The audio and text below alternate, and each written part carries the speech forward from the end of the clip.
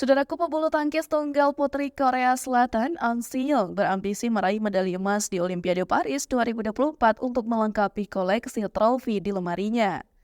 An Si-young yang kini menduduki peringkat 1 dunia belum pernah meraih medali emas di ajang Olimpiade.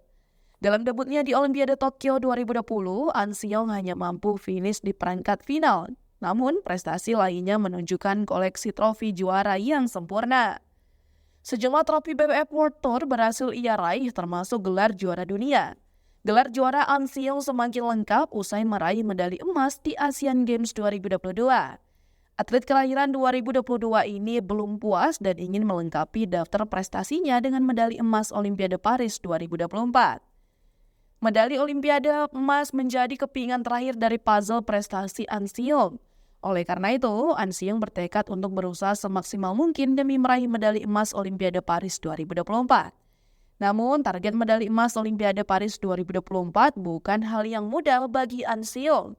Persaingan di tunggal putri sangat ketat dengan Shi Fufei, juara bertahan dari Cina, siap memberikan perlawanan sengit. Selain itu, An Si-young sering mengalami cedera lutut yang belum pulih 100% setelah Asian Games 2022. An Si-young terus berupaya meningkatkan kebugaran fisiknya untuk menghadapi tantangan ini. Patut dinantikan aksi An Si-young dalam upaya meraih medali emas Olimpiade pertamanya. Bukan tidak mungkin An Si-young mampu menjadi juara baru atau bahkan menghadirkan kejutan di sektor tunggal putri.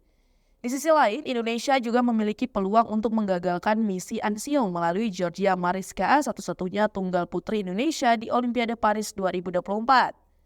Olimpiade Paris 2024 akan berlangsung dari 26 Juli hingga 11 Agustus 2024 mendatang.